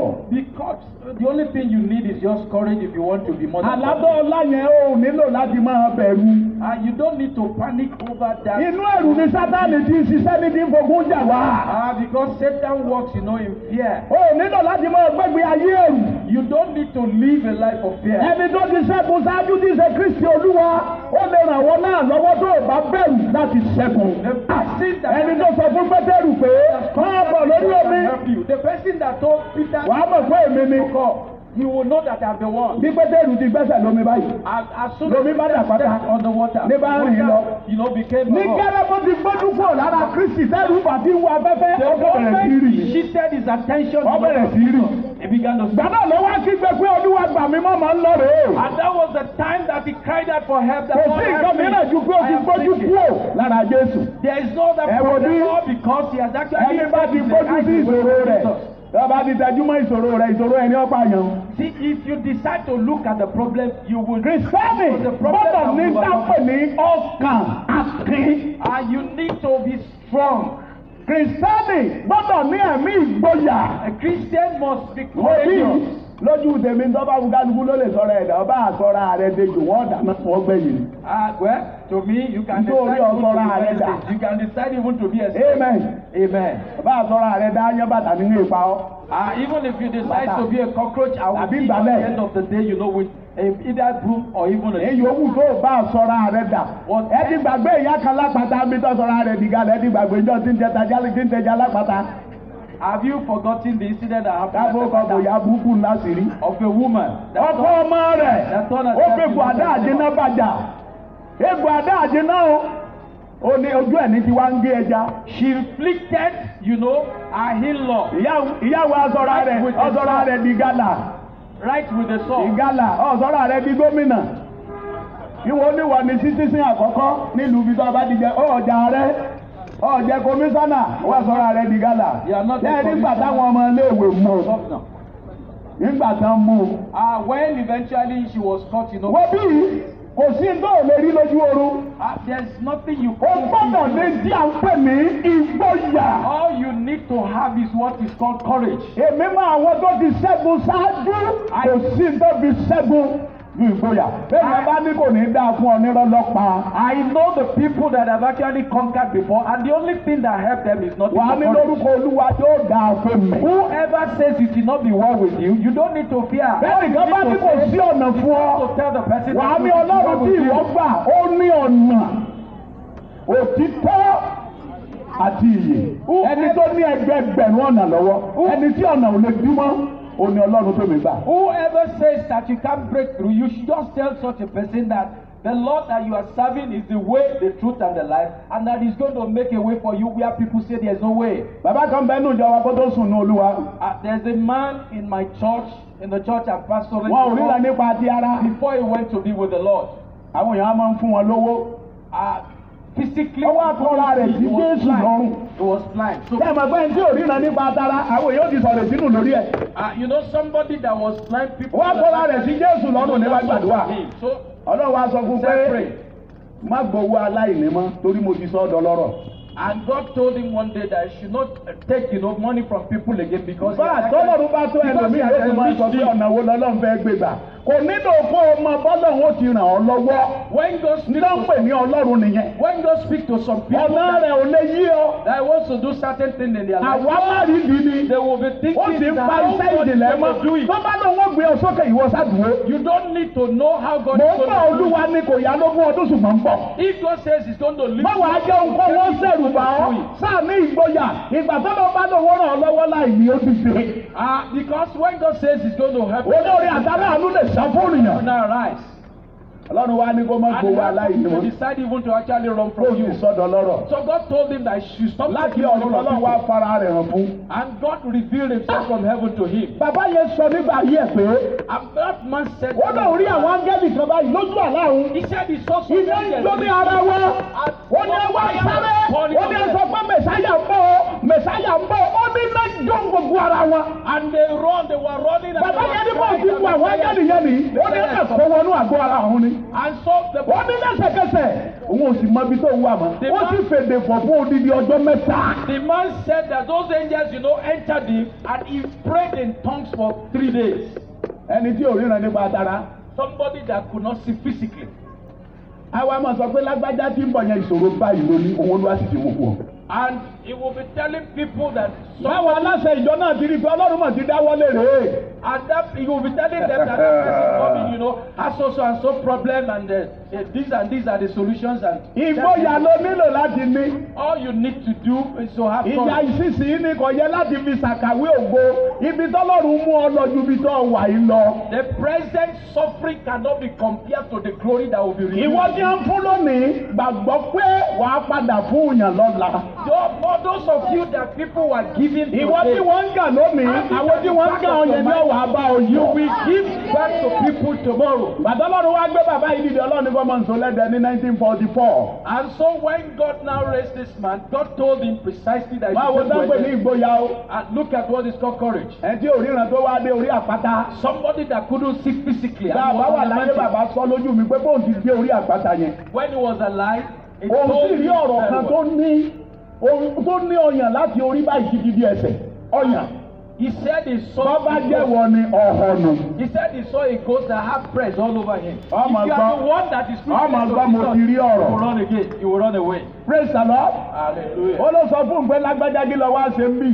And he asked him and said, ó lóun náà ní kí olúwa ní ilẹ̀ àti ẹ̀kún rẹ̀ ayé àtòun gbogbo tó tẹ̀dó. answered the ghost that the pé olúwa ló ní kí n wá bí yìí. fullness thereof, because God has ẹni tó sent ní ayé me, àti ọ̀run. the one that holds the ó heaven and the nígbà tí earth. àdúrà pọ̀. When ó ló prayer sì bínú lọ àtòun àtọkọ àti gbogbo àwọn ọmọ àtọmọ ọmọ àti ẹbọra náà máa lọmọ ọmọ. he said that the moment he prayed fervently, that the next thing he saw was that they left. He left with the entire ó ní mo ti lọ family. tẹ́lẹ̀ àwọn bá tún dúpẹ́. He said that they were thanking God after he had bàbá left. ní abẹ́ igi náà wà táà ti ń gbàdúrà pé ọlọ́run ó ṣe o. Baba said he was under a ọlọ́run ó tree ṣe o. while he was praying, ọlọ́run ó ṣe thanking o. God. ọlọ́run ó ṣe o. ẹ tó wá mú bàbá lórí òkè. The person that led Baba to the man. lọ́ba rí lórí igi lọ́ba rí òjòlá. We saw, bàbá tí òní rẹ̀ ń pa sára. we saw a o pipe. nílò ìgboyà láti bọ́ lọ́rùn. You need courage to walk bá with bẹ God ju aṣẹ́gun lọ. if you want to be more than conqueror. ìyẹn náà fọ́n bàbá pé òjòlá lọ́ba fi bàbá lẹ̀ lọ́họ̀. It was that person, that called the attention. ẹjọ́ kí lójò la máa ń ṣe. yóò gbé èèyàn mi. The exact work of fighting is just to swallow up one. lọ́ba lọ bàbá ní wá ṣẹ̀ṣẹ̀ sọ pé máa bọ olúwa fi ṣàbò lórí mi ni máa bọ ọ̀họ̀ ráúráú. When that person that led Baba to the mountain saw what was happening, he took to his knees and fled. ìbọn ti ẹ̀rí náà físíkà ó lè sá. It was Baba. bàbá tí ò rí ìgbẹ́jọ́ físíkà ń kọ́ ibo yóò mú nílé. It was Baba that O nílò told him ìgboyà. and said, "Come." The Lord have actually sent ìgboyà la fi me bá ọlọ́run rìn to níbi pé actually be a watch over me. bó o bá ti ní ìgboyà sátani ọkàn máa halẹ̀ mọ́ ogun ìdílé ọkàn máa halẹ̀ mọ́ àwọn tí ò tó nǹkan. If you are not Wọ́n pera wọn ní nǹkan. courageous, if you are not courageous, you will be overcome by the wọ́n kàn lè yọjú sí ọ lójú oorun pé o ò ní ju ọjọ́ mélòó kan tàbóṣù mélòó kan láyé mọ́ nítorí sọ ni pé èmi kì yóò kú bí kò ṣe yíyè Ayọ̀délé kí èmi kó lè máa ròyìn. They can Iṣẹ́ decide Olúwa. even to come to you in the dream and even told you that you are not going to live long. All Ìgbà- you need to tell them is that you are not going to ìgbà die. tó wá dijọ́ But live. kejì níwà mú àwọn èèyàn bọ̀ èròǹgbà ọkàn rẹ̀ ní kójò láwọn ti gbé bàbá mi. So the following day, Jọ́ kejì the person that ran away, you know, láago mẹ́jọ àbọ̀ ní bàbá ní ọmọ sí mẹ́sàn-án. was leading some people down to the mountain. ẹ wá ń pariwo bàbá And he was shouting Baba's name. bàbá Baba! bàbá ní lágbájá aṣọ́òdì ẹ̀ ní Jésù òjò lálórí tó ń sá. And Baba said, I can now see that you don't even have Jesus in your life. bó o bá wá rí kìnìún kí ni ó ṣẹlẹ̀. What you saw it just a fighting and you decided bàbá to náà wá run away. sọ fún un pé bóun bá rí kìnìún físíkà kìnìún ẹ̀yà Júdà tó tìun tó lè lé kìnìún físíkà lọ. And Baba told him that even if lions should come jẹ́ kí to ọ̀rọ̀ tó lágbára ọ̀rọ̀ ìgbàgbọ́ máa ti ẹnu rẹ jáde. that the lion of the tribe of Judah will come to actually fight for him. Make sure that all the words that are coming out of your mouth are faith-filled words. ìgbà tí wọ́n fi gbójú sókè wọ́n ti rójò látó ti gbẹ. And by the time they lẹ́nu looked alẹ́ up, àná sáàárọ̀. they saw the fighting, dried up. bàbá ló wá sọ fún un pé kọ́ ọmọ ní Ọlọ́run fi ṣààbò lórí mi káwọn ẹranko kéékèèké àwọn ejò kéékèèké ọmọ bá wà ní. He said, well, God deliberately, send the fighting to actually, protect me. alábàjọ táwọn yìí ń fi nípa láyé. And no wonder they live bó o bá fẹ́ nípa tó o fẹ́ borí tó o fẹ́ ju aṣẹ́gun lọ. If you want to be kí ló nílò. if you want to be impactful Gbóyà. in life, all you need is nothing but ọ̀sẹ̀ tí ò ní confidence. fẹ́ halẹ̀ mọ́. People will harass you. ìwọ ni wàá ní Kristi. You are the only one that lóye needs tó to have gbà Christ. ló máa yí ọ. And you have the knowledge of, what you ẹ have. jẹ́ sọ ẹyọ kan sí i. And let me add one to it. ká tó wá bẹ̀rẹ̀ àdúrà. àdúrà bíi márùn péré ni wọ́n pè. gbogbo àwọn tí ò sí bí ẹ sọ fún ẹ ká wà ń bí lọ́la. ó tí ò ní jẹ́ ọwá tó òun jọ Friday Ọlọ́run ní jẹ́ orí o. ó ní ṣàìsàn o. ẹ ṣe àmẹ́. ẹ mọ̀ pé kò sí táà ń lọ́wọ́ ọ̀rọ̀ lẹ́bàá ìgbàgbà torí ẹgbẹ́ a máa wá àbí. ìyàgò mẹ́wàá àbọ̀ làbá máa parí. Whatever láàrin parí wants to mẹ́wàá àbọ̀ prevent you lórí. or rob you of your blessings on báyìí tó Friday, òun do not come ọ̀tọ̀lá your Make àti sure ọ̀la. you are the vigil. nígbò sọ fún gbogbo èèyàn àti gbogbo ọmọ tó wà ń bàdàn ká wà lórí ilẹ̀. Make sure that everybody, bó o bá fẹ́ ju aṣẹ́gun lọ. if you want to be more than conqueror, gbọ́dọ̀ jẹ́ ẹni tó lè gbàdúrà. Jésù Olúwa ní rósàgbà tó wà láyé. you must be able to pray. láàárọ̀ yóò lọ kọ́ni ní sínágọ́gù. Jesus had a roster while he was alive. ní ọwọ́ ọ̀sán márọ̀lẹ́ yóò ṣe In the bí morning, dára. he will go into the synagogue. bó bá di alẹ́ yóò gorí òkè Ólífì lọ. In the afternoon, he will teach. ó pẹ̀lú In the àwọn ọmọ night- ẹ̀yìn àwọn ó lọ gbàdúrà. And in the night, they will go to the mountain of Olives kìrìsìtẹ́nì to tí pray. ọ̀pá àdúrà bá ti sọnù lọ ẹ̀ ó ti finish. A Christian that can't pray is gone. èṣù ti yanjú ẹ̀. The devil has finished such a person. wọ́n wá bá Jésù Olúwa pé àwọn ẹ̀yìn Jòhánù máa ń gbààwẹ̀. ṣùgbọ́n àwọn ọmọ ẹ̀yìn tiẹ̀ gbogbo ọjọ́ bí ọdún ni. They came to Jesus that after all, the disciples of John were fasting. But for your disciples, it's a different case entirely. Jésù wá sọ fún wọn pé And Jesus told them, nígbà tí ọkọ ìyàwó bá wà nílé ìyàwó gbogbo àwọn ọmọ ilé ìyàwó wọn ò ní gbààwẹ̀. wọ́n ń gbọ́ ọkọ ìyàwó bá lọ tán. he said, as long as the bridegroom is still ọjọ́ alive, mẹ́wàá ni wọ́n fi wà ní yàrá òkè ní yàrá màmá jọ máàpù tí wọ́n ń gbààwẹ̀ àti kíni o àti àdúrà kí ẹ̀mí mímọ́ kó tó gbàdú wọn kó tó di pé wọ́n ó lè ṣẹ́gun so as wọ́n ó sì lè Jesus told them borí. that as long as the bridegroom was still with them, they don't need to fast. But after Jesus had actually gone to heaven, they stayed for 10 days in the upper room, praying and fasting, seeking the face of the Lord. Luke 18:1, 1 Thessalonians 5:17, In Luke chapter 18, verse 1. Matthew Thessalonians 17, chapter 5, verse 17. And verse Matthew chapter 14 to 17, 21. verses 14 through ọ̀rọ̀ Olúwa 21. jẹ́ kó di mímọ̀ fún wa pé The word of God made us to understand that, ọkùnrin kan mú ọmọ rẹ̀ tọ̀ Jésù wá. that a man brought his son to Jesus, ó ló ní àrùn wárápá. that he had an epilepsy, ó lóun ti mú tó àwọn ọmọ ẹ̀yìn rẹ̀ wá wọn ò lè ṣe é. and that he has actually brought the son, the boy, to his Jésù wá kọjú sí disciples. wọn ìyẹn ìran aláìgbàgbọ́ àti àrékérekè èyí ti bá yín gbé pẹ́ tó. And Jesus now turned to them and said, oh, you generation. níbo ni iná wà nù yín ọ̀pá àdúrà yín mo ló wà. How long will I live with you? Where exactly is the Jésù wá fire of ní your prayer?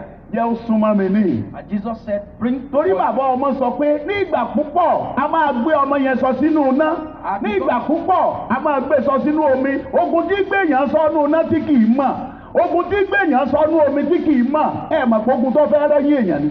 He said because the father of the boy, told Jesus the kind of experience they've been having.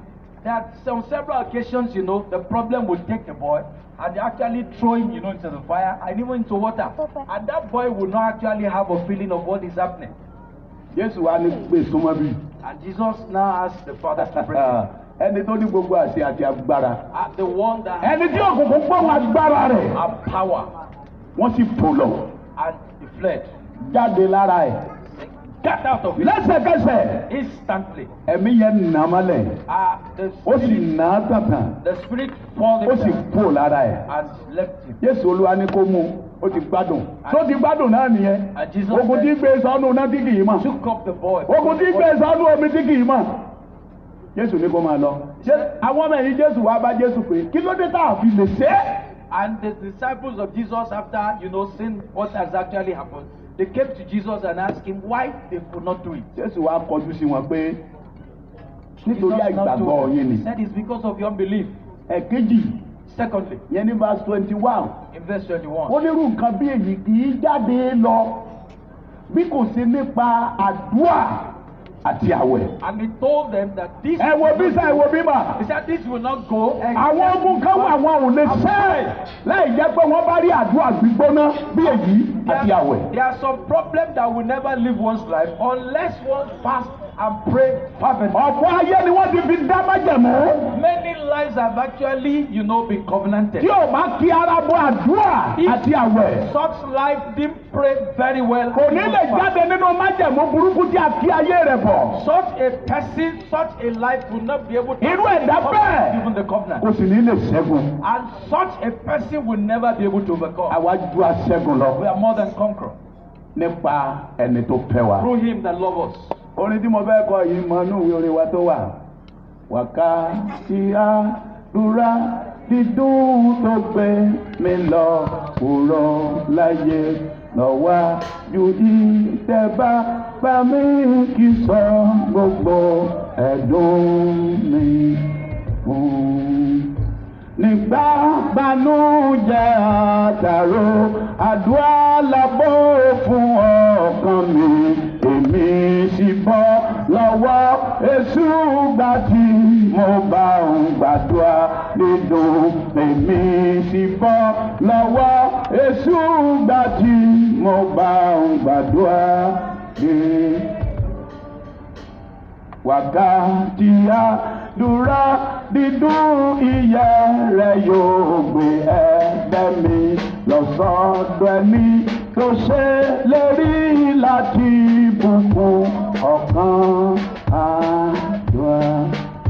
bó ti kọ́ mi kí n wojú rẹ̀ kí n gbẹ́kẹ̀lé kí n sì gbàgbọ́ mo kó gbogbo àníyàn mi lé ní àkókò àdúrà dídùn mo kó gbogbo àníyàn mi lé ní àkókò àdúrà dídùn. lódì sàn ni wákàtí àdúrà dùnú rẹ̀ gbà dìdí mo fi lókè pírísà tí mo rí lé mi lọ. mo gbọ́ àgọ́ ara sílẹ̀ mo dá eré àìní ìpẹ̀kùn ìkọrin bí mo ti mo lọ́ọ̀dì gbọ̀nsẹ̀ àdúrà dídùn mo kọrin bí mo ti mo lọ́ọ̀dì gbọ̀nsẹ̀. Ìdè lórí ẹsẹ̀ rẹ̀. Dance your feet. Àwa mélòó la mọ orin yẹn? How many of us know the song? Ẹlòmí ọmọ ní kí nígbà tí ìṣe họ èmi láyé èmi àánú ẹsẹ̀ ìwọ láyé èmo.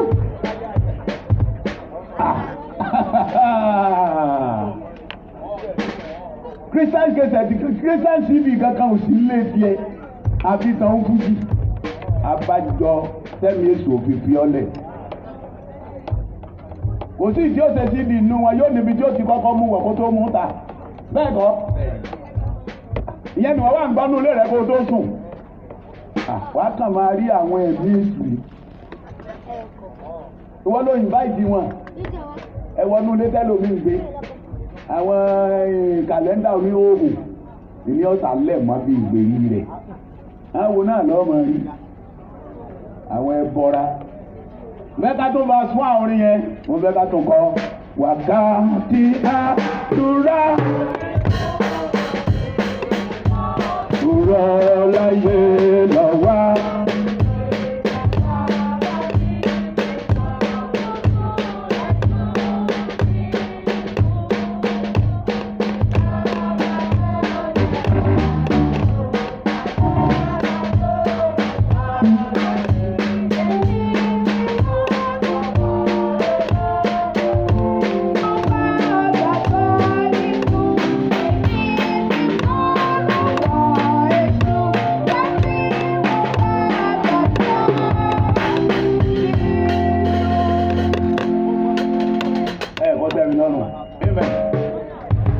Amen. Ọmọbìnrin kan sick. A woman was sick. Mo wá ń bi àǹtí ẹ̀ léèrè pé lágbájá ń kọ́. A lady was sick, so I Ó ní sickness yẹn máa ń lágbára sí ni. So I asked after her, you know, from her aunt. Ó ló fi sọ pé òun ó kú ọmọ ní sẹ́fẹ̀rẹ̀ mi. And the aunt said, well, the sickness, you know, Lórí bọ̀ lọ́mọ kankan kì í má rí. the sickness is actually aggravating. Ọlọ́sọ pé wọ́n fi kàn ní. I said, well, Pé tó bá sì tàyé wá òun ó tún yàn. Ó sì mo ló sì. she said she has confessed that she Láàbọ̀ fún ọgbọ́n tàyé wá. Hebrew 9:27 àdìfilélẹ̀ fún gbogbo ènìyàn. it is appointed on Láti kú lẹ́ẹ̀kan ṣoṣo.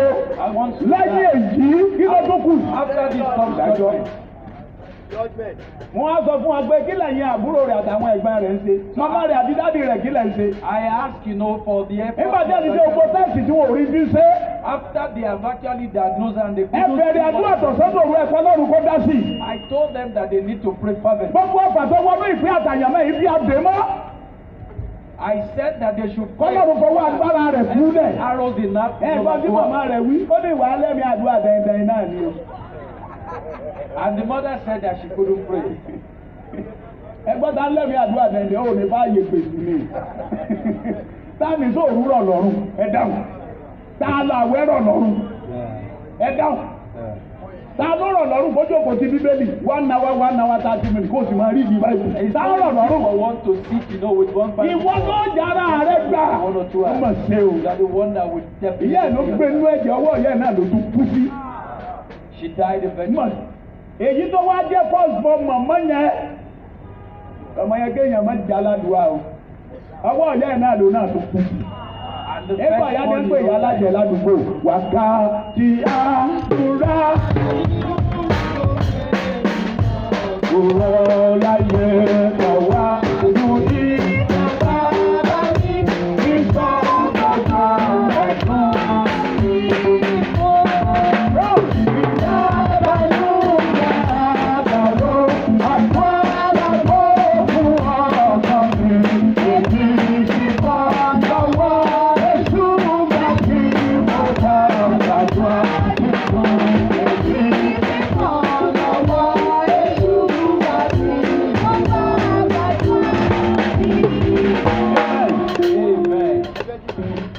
Àwájú aṣẹ́kù lọ. we are more than conquerors. Àdúrà àkọ́kọ́ rèé. This is the first prayer. Ẹ gbọ́ bí wọ́n ti pe àdúrà yìí o. Listen carefully. Bí o bá nítumọ̀ sí ọ, bó o bá ti gbọ́ gbà dáadáa, tó bá yá yóò nítumọ̀ sí ọ. If it doesn't make any sense to you, I still want you to pray because later you will realize the importance of it. Ọjà tí ènìyàn ń rà lójú oorun tí ń sanwó tí wọ́n ń dìlíbà fún tí padà sunkún lójú ayé. Ọlọ́run má jẹ́ ń bá wọn ra ọjà náà. The products that I always buy, you know, in the dream. Ṣé ẹ gbọ́ gbólóhùn yẹn? Right. Yóò yí àwọn ẹni ẹ̀mí ṣùgbọ́n àwọn ẹni ara ó lè má yé wọn. Ọjà tí ènìyàn ń rà lójú oorun tí ń sanwó tí wọ́n ń dìlíbà fún. All the things you know you buy. Tí padà ń sunkún lójú ayé. You pay for. Ẹ̀mí mímọ́. Má jẹ́ bá wọn ra ọjà náà. Ẹ pe orúkọ Jésù ẹ gbàdúrà. Ọlọ́run Ísírẹ́lì o, má jẹ́ bá wọn rà á. ọjà tí ènìyàn rà lójú oorun má jẹ́ rà á má jẹ́ báwọn rà á àjíǹde àti ìyè àmẹ́ta ní orúkọ Jésù Kristi Olúwa wa. Ẹ dádúró gbogbo ènìyàn dádúró. I want you to pray yourself. Ká múra dáadáa máa gbé kinní ilẹ̀ láìpẹ́ yìí. I want you to be serious. Aago mẹ́jọ ló kù ṣẹ́jú mẹ́jọ yìí lọ́wọ́ mi ń bì. It's just 8 minutes. Èmi náà mọ̀ pé ó ti pẹ́ mi.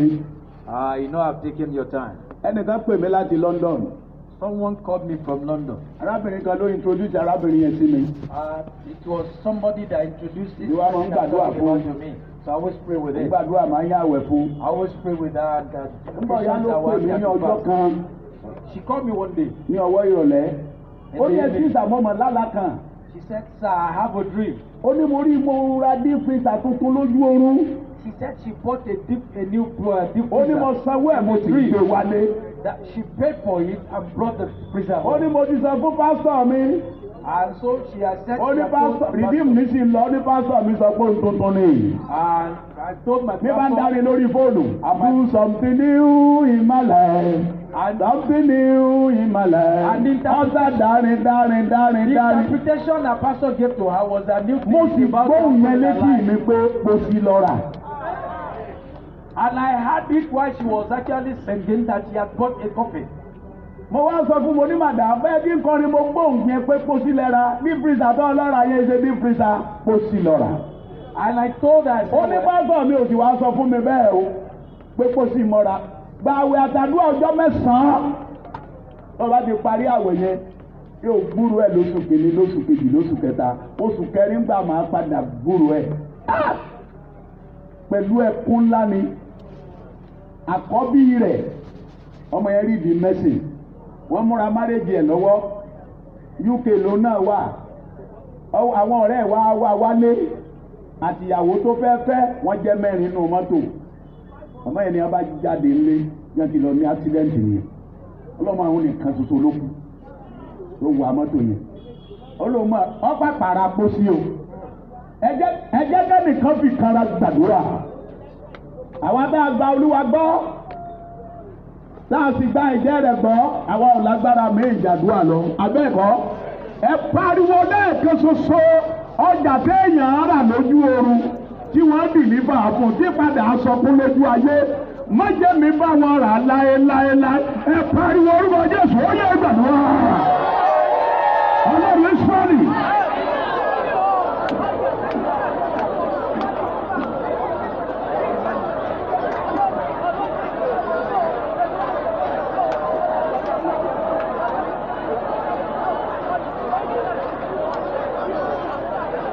Àmín. Jésù Kristi. Olúwa. Àmín. Ìmọ̀ náà kò ní dúró. Àmín. Irú àmì wo rè? Bẹ́ẹ̀ ni kò ní ṣe. Àmín. Ẹ wo bí èṣù ní tájẹ́ẹ̀tì lópin ọdún yìí. Ẹ bẹ́ẹ̀ kọ́. The devil has a target. Ó sì ní lórí ọ̀pọ̀lọpọ̀ ènìyàn. And has Àdúrà kejìlé. Ẹ jẹ́ kẹ́nìkan pariwo orúkọ Jésù. Gbogbo tájẹ́ẹ̀tì èṣù lórí mi. Gbogbo tájẹ́ẹ̀tì èṣù lórí ọmọ mi. Gbogbo tájẹ́ẹ̀tì èṣù lórí ọkọ lórí aya. All the targets. Adára ẹ̀jẹ̀ Jésù. Sọ́dà sọ ẹ̀fọ́ orúkọ Jésù. Ó yẹ ìgbàdúrà. Ọlọ́run Ísírẹ́lì o. Sọ́ọ̀dì asán. Sọ́ọ̀dì asán. Sọ́ọ̀dì asán. Jehova. Sọ́ọ̀dì asán. Sọ́ọ̀dì asán. Àmín. Ní orúkọ Jésù Kristi. Olúwa wa. Ẹ̀làjú ó sì dàbí ìpè kí n má gbèlè ní ilẹ̀ mọ̀. N ó gbé ilẹ̀ o. It look as if I should not put down this microphone, but I will have to drop it. Amen. Lẹ́yìn tí n bá dúró wájú àwọn tó lè gbàdúrà, inú mi á sì máa dùn. And whenever I have an opportunity to stand before people that can pray, I'm always happy. Ó dàbí nínú ayé ní táwo bára wo kí làwọ́ ṣe. Àwọn òkìfà wo bẹ́ẹ̀ náà ni tí Kìrìsìtẹ́nì bá rí Kìrìsìtẹ́nì. ẹ̀mí inú wọn papọ̀ kì í ṣe bẹ́ẹ̀. Bẹ́ẹ̀ni. bá o sì dàbí kí n má gbèdé ní ilẹ̀ mọ̀. wo It's as if I should not put down the ó microphone. kàdúrà mẹ́ta. We're still going to pray 3 more prayers. tí wọ́n bá fún yàn ní abẹ́rẹ́ ní oró rẹ̀ ó sì tọ́ fún ara rẹ̀. ẹ bẹ́ẹ̀ kọ́ If one is bó sì jẹ́ bí injected, gbé náà ní lọ́wọ́ báyìí kí loró rẹ̀ ó ṣe. to be all over the body. bẹ́ẹ̀ náà ni tó bá ṣépè fún yàn tẹ́rí láti orí báyìí dé pé ó lè jábọ́ nù oró rẹ̀ ó sì máa tọ́ gbára rẹ̀ lọ yóò sì máa tọ́ gbára rẹ̀ lọ. tẹ́rí gbogbo ọ̀rọ̀ òdì tí wọ́n ń sọ sí ìyàn pátá olórí oró Every negative oró rẹ̀ ó sì máa tọ́. òbí tó sọ fún ọmọ rẹ̀ pé lágbájá má jẹ́ ń rí ọmọ o ọdún márùn-ún ó lè máa rọ́mọ ọdún mẹ́jọ ó lè máa rọ́mọ ọdún oró yẹn ó sì máa tọ́ ara ọmọ ń já lọ ọjọ́ tí wọ́n bá mú ọ̀sọ̀ rẹ̀ wá wẹ́rẹ́ báyìí. ẹjẹ́ nìkan pariwo lẹ́ẹ̀kan ṣoṣo kó. Somebody pray. gbogbo oró ọ̀rọ̀ burúkú tí ń bẹ lára mi jáde. Every kí mo ní kó ṣe. negative words in my life. Stop. mo fọlọ́ bí ọmọ kẹ́dùn ó báyìí pé bọ́ọ̀dì àbúrò ní lọ mo fi ọmọ máa lọ sẹ́. gbogbo oró ọ̀rọ̀ tí ń bẹ lára mi tí ọ̀já yé mi nítumọ̀ oró ọ̀rọ̀ tí ń bẹ lára ọmọ mi tí ọ̀já yé ọmọ mi nítumọ̀ jáde máa wọ ẹni tó làdúrà ẹ fọlọ́ ọjọ́ ìṣó ẹ gbàdúrà jáde lára mi. Go, go, go, go, go, go, go, go, go, go, go, go. Amen. Jésù Kristi. Olúwa. Amen. Ẹ lajú sàmà, ọ̀rọ̀ mà Open your lórí. eyes, sir, man. Ọlọ́run sọ fún ilé ìlì pé kò ní sárúgbó lé ẹ̀mọ́. Àbẹ́ ìbọn. God told the house of Eli like that there won't be old person in his house. Ọlọ́run sì ló ń ti gbà kò yẹ kó lé rẹ̀. And God said he had actually Ó ti taken the bí position àlùfáà from òdodo his kan house. dìde. And that no priest will emanate Ọmọ from rẹ̀ ó his kú lójú ẹ̀ ọ̀nà òkìkí. and that all his children would die, you know. Ọlọ́run wá sọ pé àlùfáà kan tó bá kú bí ẹ̀ wọ́n máa tọrọ jẹ lọ́dọ̀ ẹ̀ tí mo ti gbé dìde. And God said that any priest, you know, that remain in his house will be begging. Àti ọ̀rọ̀ lóró. What Oró have, yẹn you ti know, sọ stings. gbogbo ìdílé Élìjà. And that stings, you know, go around into the house of Eli. Ọmọ ẹ̀ kú méjèèjì Ófínì àti Fíníásì. He Élì náà kú ńjọ́ He yẹn. Wọ́n lost tún gbàkóso Ophni Olúwa and lọ. Phinehas the same day their father died. Ẹ wàá bá tó yà mí lẹ́nu. Wọ́n wá kú ẹnìkan nídìílé yẹn tá à ń pè ní Abitari. Àlùfáà àìbẹ́ẹ̀kọ́. Bẹ́ẹ̀ni. Ọwọ́ àṣẹkù Abitari. Ẹ wá wo Abitari tó The sẹ́kù. only person left, you know, was Abiathar the Ó ní priest. máa gbé àpótí Olúwa níwájú Dáfídì. Abiathar the priest was the one Yọ́dá mọ̀ gbé wájú Dáfídì báyìí. Yọ́dá ti lógún. Oní ọ̀gbẹ́ àpótí ẹ̀rí Olúwa. Sẹ́ni bí Dáfídì ti kú pẹ́. As soon as David died, Solomon ọkàn wo Abitari báyìí ni pé Abitari àlùfáà wá.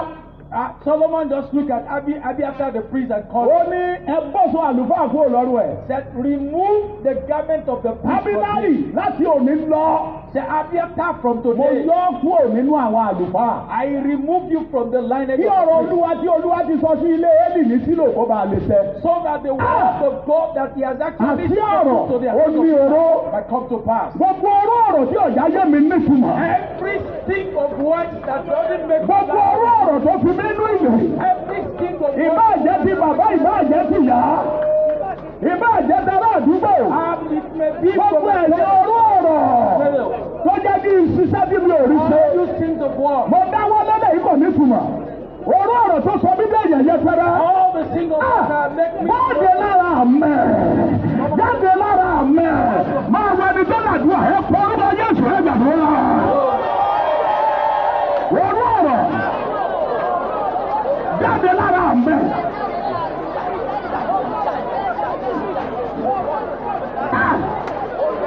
Ẹgbọ́n lágbájá rẹ̀ tí ò ní dà fún. Bí ọ̀gbá múlò sádùúà. Jáde. get out. Oró ọ̀rọ̀ lára mẹ́. Think of words. Oró ọ̀rọ̀ lára mẹ́. Think of words. Oró ọ̀rọ̀ lára mẹ́. Think of words. Fàyè àdínlẹ̀. Live my life. Jáde lára mẹ́. Get out of my life. Jáde lára mẹ́. Get out of my life. Àmẹ́. Jésù Olúwa wa. Amen. Dàbí kí n má gbèdélé tẹ̀, n má gbélé láìpẹ́ yìí. It's like I should not drop this microphone. Ẹ pariwo lẹ́ẹ̀kan ṣoṣo. cry once. ọ̀kan nù tí wọ́n fi ń tẹ̀rí èèyàn bá mo ti kúrò lápá abẹ́yẹ ọ̀rọ̀ pọ̀ mbẹ́ ọ̀kan nù tí wọ́n fi ń tẹ̀rí èèyàn bá ní ìpọ́njú. One of the things that the enemy used to actually suppress ẹ̀sìn àwọn abọ́ fi pọ́njú pààyàn lẹ́nu mọ́. is a problem. ìpọ́njú a máa mú kí first born kọ́ mọ́ lẹ́nu ọ̀rọ̀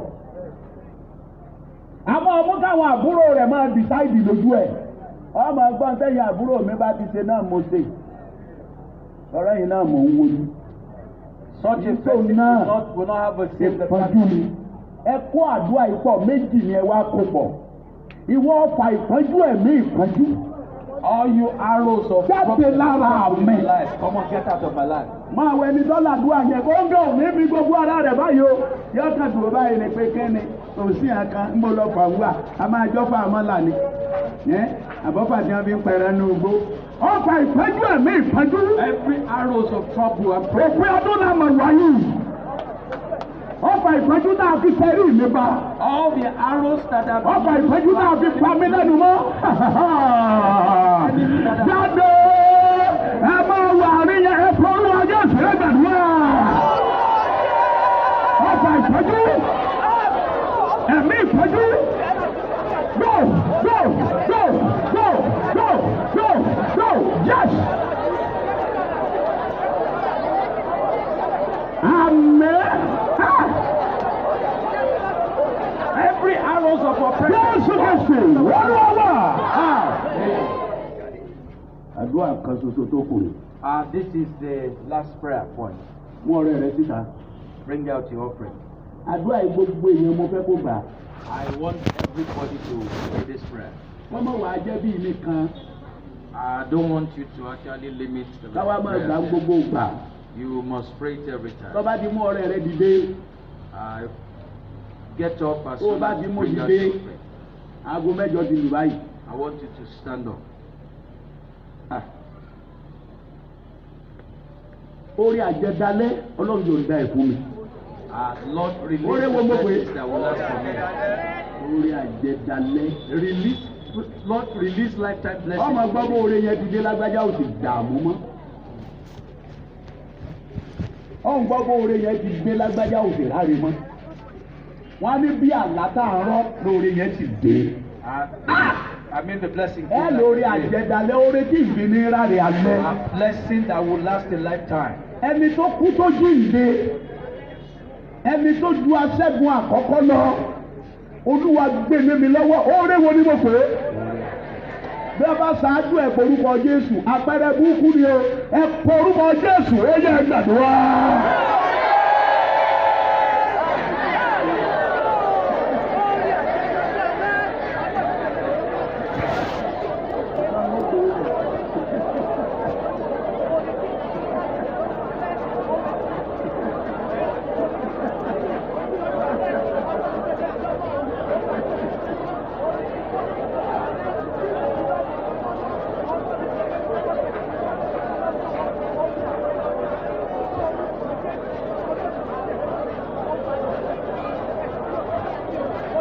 Orí àjẹnọjọ́ gbó.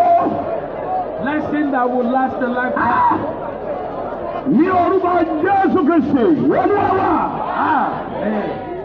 Isaiah 43:19 kíyèsí èmi ó sọ tuntun kan. Isaiah 43 verse. Ní ìsìn ni yóò wù jáde. I will do it. Ẹ̀yin kì yóò mọ̀ bí èmi ó la ọ̀nà ní aginjù èmi ó sì mú omi jáde ní I will aṣálẹ̀. not know it. I will make a way. Láyé gbogbo ẹni tí ń bẹ lórí ilẹ̀ yìí, ohun tuntun kò fara hàn. Irú àmì wo rèé? Wòlé ìlàjà ìgbé báyìí ni Olúwa wí ní ìwòye ọ̀la.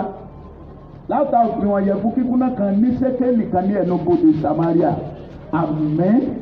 Ọlọ́run ti ń jẹ́ ní ìwòye ọ̀la. Kí gbogbo ènìyàn tó padà wá bí ní ìrọ̀lẹ́ ọ̀la. Oore pé dádì mo mà rí nǹkan báyìí, Ọlọ́run mà ti ṣe nǹkan báyìí. Mo mọ̀ gba ìpè ayọ̀. Ẹnìkan ni kò sàmì lórúkọ Jésù kó fara hàn.